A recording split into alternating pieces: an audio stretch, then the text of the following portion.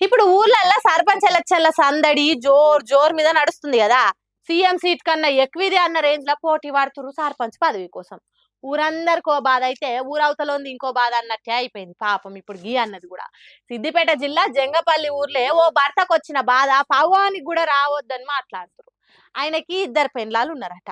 అయితే మొదలు ఒకరితోని సర్పంచ్ పదవికి నామినేషన్ వేయించిండట. మళ్ళీ ఏమైందో ఏమో, ఆయనతో ఒకవేళ నామినేషన్ పేపర్లలో ఏమన్నా తప్పులు ఒప్పులు ఉంటే పోటీకెళ్ళి తీసేస్తారేమో అన్న అనుమానంతో ఎంబటే రెండో పెన్లాంతో కూడా నామినేషన్ వేయించిండట. ఈడి దాకా బానే ఉంది.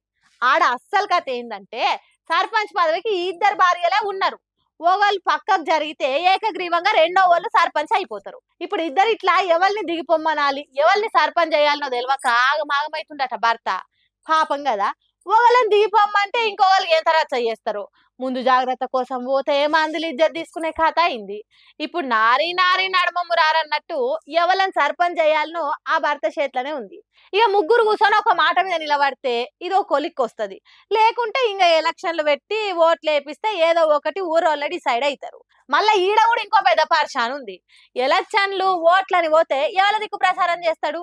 అయ్యయ్యో ఇంత కష్టం ఎవ్వలకు రావద్దని మాట్లాడుతురు జిల్లా మొత్తం మీద ఎరకయి. మరి ఎవరు సర్పంచ్ అవుతారు, ఎవరు ఓడిపోతారో గాని ఏది ఏమైనా భర్తకు బాధ తప్పదని అయితే సమజైతుంది ముచ్చట. రేవంత్ రెడ్డి రెండేళ్ల పాలన రోత ఉట్టిచ్చే బూతులు, అరిచేట్ల వైకుంఠం చూపే కోతలు తప్ప ఇంకోటి లేదు అన్నట్టు మాజీ మంత్రి హరీష్ రావు గట్టిగానే గరమైండు. రెండేళ్ల చెయ్యి పాలన తెలంగాణకు మొండి చెయ్యి చూయించింది తప్ప ఆదుకునే అభయహస్తం ఇయ్యలేదని ఇజ్జత్ తీసి ఇంటెన్కేసిండు. ఏం చెప్పింది వాళ్ళ మేనిఫెస్టోలో? ముఖ్యమంత్రి గారు తన కార్యాలయంలో ప్రతిరోజు ప్రజల్ని కలుస్తాడు, ప్రజా దర్బార్ నిర్వహిస్తాము అని మేనిఫెస్టోలోని మొదటి పారాలో చెప్పారు. చివరికి జరిగింది ఏంది? ఆ రోజు ప్రమాణ స్వీకారం చేసేటప్పుడు రేవంత్ రెడ్డి గారు రోజు ప్రజా దర్బారు నేను నిర్వహిస్తా, సామాన్యులు సైతం వచ్చి నన్ను కలవచ్చు అని చెప్పి గప్పాలు కొట్టిండు. ప్రమాణ స్వీకారం చేసి ఒక్కరోజు మాత్రమే ప్రజాభవన్కి వచ్చిండు. ఇక మళ్ళీ పత్తా లేడు. తెల్లారి నుంచి మళ్ళీ ప్రజాభవన్కు రాలే. ఒక 4 రోజులు 5 రోజులు మంత్రులు వచ్చిండ్రు, తర్వాత వాళ్ళు కూడా బంద్ అయిపోయిండ్రు. రోజు దరఖాస్తులు పోయి వారానికి 2 రోజులకు వచ్చింది. ఇక ఆ దరఖాస్తుల గురించి పట్టించుకున్నాడో లేడు. అంటే బిల్డప్ బాబాయ్ ఈ రేవంత్ రెడ్డి చెప్పిన మొదటి అబద్ధం ఇది. అగో ఇగో వచ్చే పాయ అన్నట్టు ఇంతకంటే మంచి పరిపాలన ఇంకెక్కడ ఉండదు అన్నట్టు బర్రె నుంచి డైరెక్ట్ పెరుగు నెయ్యి విండుకోవచ్చు అన్నట్టు చెప్పిండు. కానీ ఫస్ట్ రోజు నుంచే ఇచ్చిన హామీకి పంగనాలు పెట్టిండ్రు. మొదటి వారంలోనే మోసం చేసినాడు, ఈ 2 ఏండ్లు ఏం చేస్తాడు అని జూట మాటలు గాలిల మేడలు అన్నట్టు చేసిండు అన్నారు. ఇప్పుడు కరీంనగర్ జిల్లా నుంచి ఒక రైతు, నేను పత్రికలో చదివిన విషయం చెప్తున్నా. గొడుగు నాగరాజు అనే రైతు ప్రజాభవన్కి వచ్చి ఫిర్యాదు చేసిండు. ఆ గొడుగు నాగరాజుకు సెల్ ఫోన్లో మెసేజ్ వచ్చింది, నీ సమస్య పరిష్కారం అయిపోయింది అని. నిజంగా చూస్తే ఈరోజు కూడా పరిష్కారం కాలేదు. అంటే నీ ప్రజాభవన్, నీ వేదిక ఎట్లా పనిచేస్తుంది? నువ్వు పోయింది లేదు, నీ మంత్రులు పోయింది లేదు, ఇచ్చిన దరఖాస్తులకు కనీస పరిష్కారం కూడా లేకుండా పోయింది. అంటే ఇలా ప్రజాభవన్ అనేది ప్రజలకు ఉపయోగపడతలేదు. జల్సాలకు, విందులకు, వినోదాలకు కేర్ ఆఫ్ అడ్రస్గా ప్రజాభవన్ను మార్చిండ్రు. పొద్దున బ్రేక్ఫాస్ట్ మీటింగ్లు, మధ్యాహ్నం సెటిల్మెంట్లు, సాయంత్రం గానా బజానాలు, సంగీతులు, పెళ్లిళ్ళు, రిసెప్షన్లు, ఎంగేజ్మెంట్లు, దీనికి వేదికగా ప్రజాభవన్ను మార్చిండ్రు. ఆయన దానికి ప్రజాభవన్ అని కాదు, సర్కార్ ఫంక్షన్ హాల్ అని పేరు మారిస్తే మంచిగుండు అన్నట్టు చేసిండ్రట.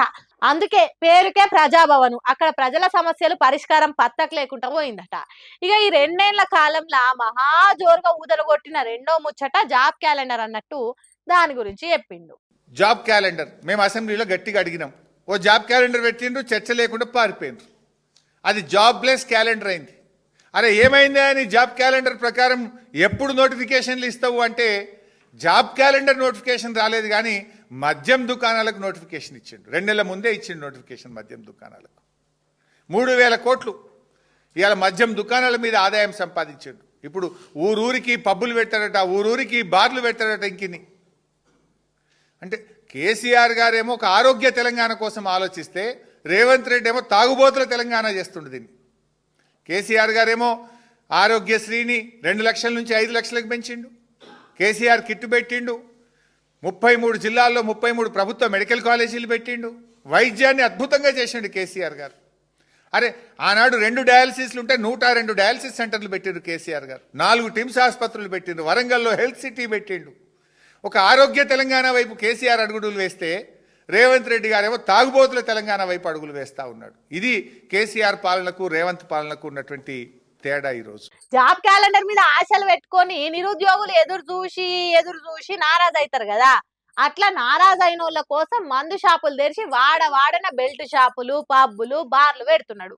అంటే తాగాలే, ఊగాలే, ఎగరాలే, దుంకాలే అన్నట్టు వేస్తున్నాడని వేసుకున్నాడు. 2 ఏళ్ల రేవంత్ రెడ్డి పాలనకు రేవు లేదు, తావు లేదు అన్నట్టు వేసిండట. ఇంకో ముచ్చట ఏంటంటే పూర్తిగా చివరికి విద్య ఎంత దూరం పోయిందంటే హెల్త్ యూనివర్సిటీలో మనం చూసినాం కదా, మార్కులు వేయడానికి పైసలు తీసుకోవాలి, మార్కులు వేసే కాడికి వచ్చింది.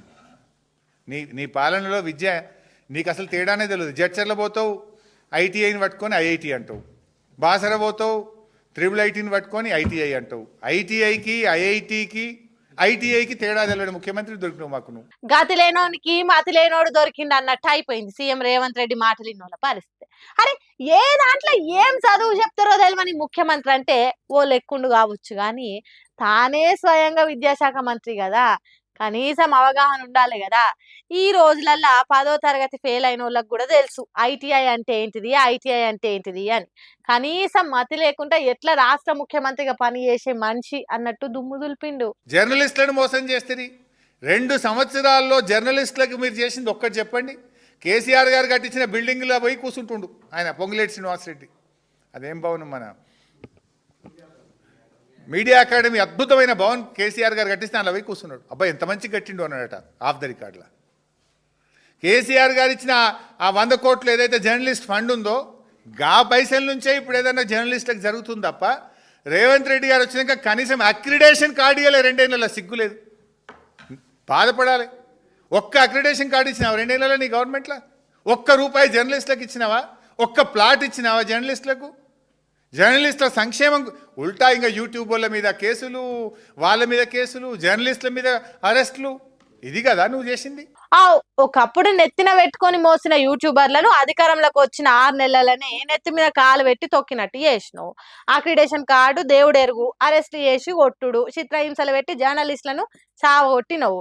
ఇంతకంటే పెద్ద మోసం ఇంకోటి ఉంటుందా? ఇట్లా చెప్పుకుంటా పోతే అబద్ధాల కొలుపు 2 ఏళ్లు సాగిందన్నట్టే ఉన్నది తప్ప ఇంకోటి కాదు. కేసీఆర్ కట్టించిన బంగ్లాల మంచిగా ఉన్నది, మస్తున్నది అని చెప్పి అందులో కులుకుడు తప్ప విలేకరులకు కూడబెట్టింది ఏం లేదట. ఈ 2 ఏళ్లల్లా రేవంత్ రెడ్డి దండి షెయ్యి ఇస్తాడని జనం ఓట్లేసి గెలిపిస్తే మొండి షెయ్యి ఇచ్చిండని పరువును తుప్పున తూర్పాల పట్టించిండు. ఇలా కళ్యాణ లక్ష్మి షాదీ ముబారక్, తులం బంగారం ఇస్తా అన్నాడు రేవంత్ రెడ్డి. సరే తులం బంగారం వచ్చిందా లేదా నాకు తెలుసు, ఇలా రాష్ట్రంలో ఎక్కడ రాలే. చివరికి పరిస్థితి ఏడికి వచ్చిందంటే మొన్న రామగుండం ఎమ్మెల్యే గారు చెక్ ఇచ్చింది, కళ్యాణ లక్ష్మి చెక్. నేను టీవీలో చూసిన, సంకల బిడ్డనెత్తుకొని వచ్చింది ఆమె. పెళ్ళై పిల్ల పుట్టినాక చెక్ వస్తుంది. నీ తులం బంగారం రాకపోయే కానీ చివరికి చెక్ ఎప్పుడు వస్తుంది అంటే పిల్ల పుట్టినాక వస్తుంది. వీళ్ళ మేనిఫెస్టోలో ఏం పెట్టారు తెలుసా? పెళ్లి కాకముందే పెళ్లి మండపములోనే పెళ్లికి అందేటట్టు తులం బంగారం ఇస్తాం, చెక్కు ముందే ఇస్తాం.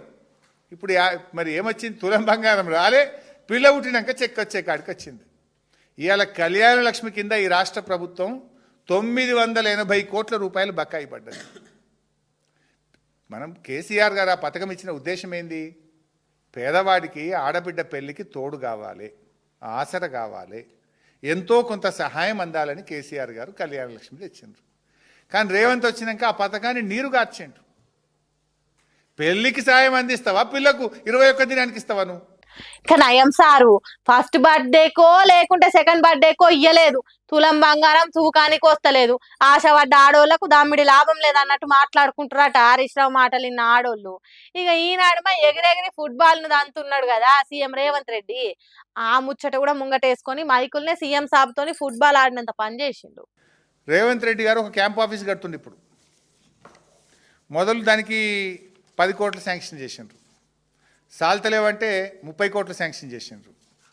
30 కోట్లు జాలతలేవంటే 70 కోట్లు శాంక్షన్ చేసిండ్రు. ఇప్పుడు 70 జాలతలేవంటే 100 దాటుతుందట. మళ్ళీ అది ఎక్కడ కడుతుండ్రు? ఇది MCHRDలో దాదాపు 100 కోట్లు పైచిలకు ఖర్చు పెట్టి ముఖ్యమంత్రి గారు క్యాంప్ ఆఫీస్ కడుతుండ్రు. అవసరమా నీకు 100 కోట్లు? పేదవాళ్లకు ఫీజు రియంబర్స్మెంట్ అడిగితే నన్ను కోసుకత్తి నుండి పైసలు లేవంటాడు. ఈయన ఫుట్బాల్ షోకుల కోసం, ఈయన ఫుట్బాల్ ఆడడం కోసం, ఈయన ఒక్కడి కోసమే 5 కోట్లతోని స్టేడియం కట్టుకున్నాడు ఎంసీఆర్టీఆర్డీలో. 5 కోట్లతో స్టేడియం కడతావు, 100 కోట్లతో రాజ్మహల్ కడతావు. నువ్వు ఆయన ఎవరో మెస్సీతో ఆడతా అని చెప్పి ఆయనను తెచ్చి ఆడడానికి 100 కోట్లు ఖర్చు పెడుతుండు. దానికి మళ్ళీ ఆయన రావాలంటే ఉత్తగా రాడు కదా. ఆ మెస్సీతో ఆడడానికి కోట్ల రూపాయలు ఖర్చు పెడుతుండు. ఆయనతో ఆడనీకి నేర్చుకోవడానికి స్టేడియం కట్టుకుంటే 5 కోట్లు, ఈయన క్యాంప్ ఆఫీస్ రాజ్మహల్కు 100 కోట్ల పైగా ఖర్చు పెట్టారంటే ఇప్పుడు మెస్సీని తెప్పించి గేమ్ ఆడితే రాష్ట్రానికి ఏమొస్తుంది? అరే నాకు దళిత బంధు ఇస్తే నా తమ్ముడు బతాడు, మా ఫీజు రియంబర్స్మెంట్ ఇస్తే మా చెల్లె చదువుకుంటుంది. వెనకట చేయాల్సింది చేయకుండా చెక్క భజన చేసిండట. గట్లనే ఉన్నది సీఎం రేవంత్ రెడ్డి పరిస్థితి. కడుపు కట్టుకొని పని చేస్తా, అట్లా చేస్తా, ఇట్లా చేస్తా అని సోది మాటలు చెప్పినావు. కానీ 100 కోట్లతోని భవంతి కట్టుకున్నావు, 500 కోట్లతోని స్టేడియం కట్టుకొని ఫుట్బాల్ ఆడుతావు. ఇది కదా నువ్వు చేయాల్సిన పని. రాష్ట్ర ముఖ్యమంత్రి అనేటోడు అన్నం పెట్టే పనులు చేస్తాడా, లేకుంటే స్టేడియాలలో ఆటలు ఆడతాడా? ఏమన్నా సోయున్నదా అన్నట్టు రేవంత్ రెడ్డి పరిపాలనను నిలువున పలగజీరిండు. ఇట్లా 2 ఏళ్ల పాలన రోత ఉట్టించింది, గాత లేపింది. హైడ్రా, యూరియా, ఆడోళ్ళ కొట్లాట, బతుకమ్మ చీరల భాగోతం ఇట్లా చెప్పుకుంటూ పోతే 2 ఏళ్లల్లా తెలంగాణను 3 అంగడ్లు చేసిండు రేవంత్ రెడ్డి. 100 అబద్ధాలు, 1000 దుబారాలు, 1,00,000 తప్పుడు ప్రచారాలు, కోట్ల స్కాములు, కాంట్రాక్టులు, కమిషన్ల కకృతి పనులు తప్ప రేవంత్ రెడ్డి చెప్పుకోదగ పని తెలంగాణకు చేసింది ఏం లేదన్నట్టు పోర్కషీపిరితోని ఊడ్చి పారేసిండు హరీష్ రావు. అంత గందరగోళము, ఇంద్రజాలం అన్నట్టే ఉన్నది తప్ప ఇంకోటి కాదని ఇగురంగా ఒక్కొక్కటి చెప్పుకుంటా ఇయ్యరమయ్యరేసుకున్నాడు. జనం ఫుట్బాల్ ఆడుకునే గడియలు దగ్గర పడుతున్నాయి. రేవంత్ రెడ్డి పరిపాలనకు మూడింది అన్నట్టు చెప్పిండు హరీష్ రావు. ఇప్పటికైనా బుద్ధి తెచ్చుకొని దుబారా తగ్గించి జనం కోరుకున్న పాలన అందించకుంటే రేవంత్ రెడ్డికి ప్రజలు గట్టి శిక్ష వేస్తారన్నట్టు చెప్పిండు. చూడాలి మరి ఈ కొరకా సురుకులతోనైనా సర్కార్ చక్కగా అవుతుందో అని అనుకుంటున్నారట తెలంగాణ పబ్లిక్.